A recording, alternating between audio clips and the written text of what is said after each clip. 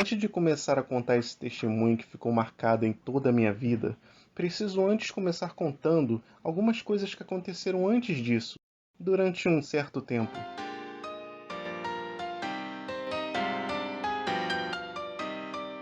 Muito antes de me casar, eu já planejava mais ou menos como seria a minha casa. E aí, mesmo não tendo muita noção de obra, eu pegava vários papéis, sentava e ficava um bom tempo fazendo desenhos de como poderia ser minha casa. E ali ficava por horas pensando em um jeito de fazer algo simples, porém ao mesmo tempo confortável. E na maioria das vezes eu pensava justamente coisas do tipo tamanho, a quantidade de cômodos, o formato da casa. E tenho que confessar que muitas foram as vezes que eu apagava tudo, pegava outra folha e então começava novamente um outro projeto.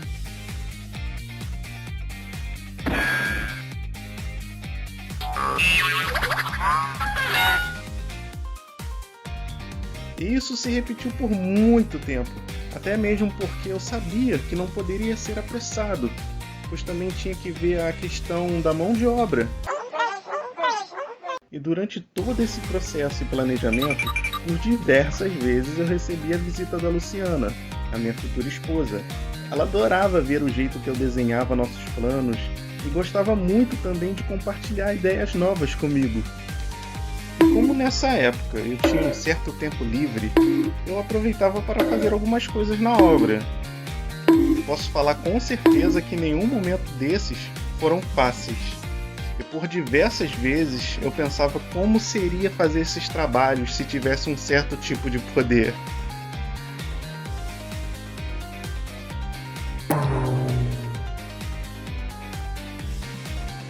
Principalmente quando eu estava capinando o terreno debaixo de um sol quente de 40 graus e ainda tinha que me virar com as pedras que eu encontrava por ali. Como eu gostaria de fazer isso de outra forma.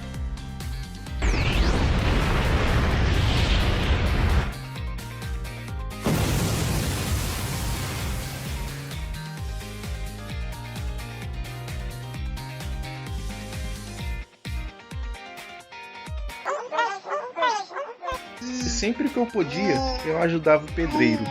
Afinal de contas, eu gostava muito de acompanhar tudo isso que estava acontecendo ali naquele momento.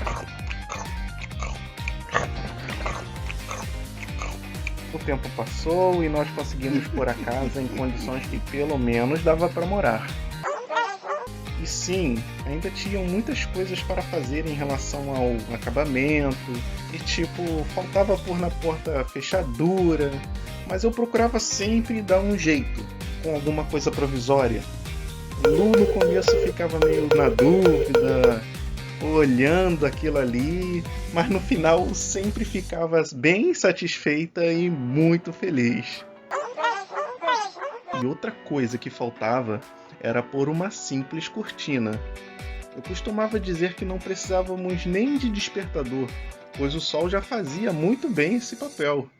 E dessa vez não foi diferente da situação anterior. Mais uma vez eu pensava e logo em seguida dava um jeito. E a reação de Lu também foi a mesma. Ela amou.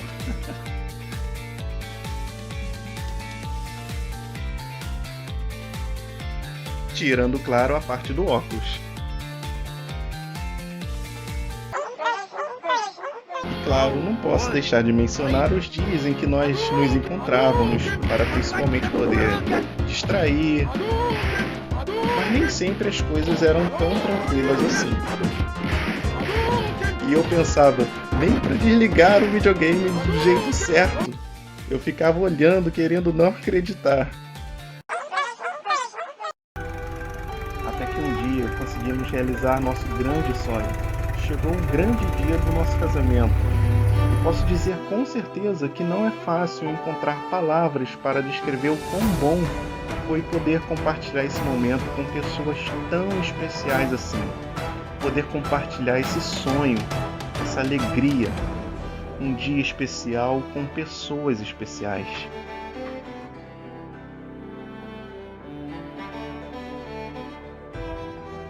Antes de tudo isso acontecer, eu e Lu já conversávamos muito sobre sairmos de nossa casa para morar em um novo lar e começar uma nova rotina. Somente nós. Isso devido a uma certa preocupação que ainda tínhamos.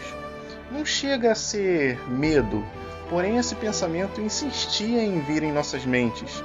Era tipo um medo de alguém querer entrar enquanto dormíamos, ou até mesmo enquanto estávamos no trabalho, algo desse tipo.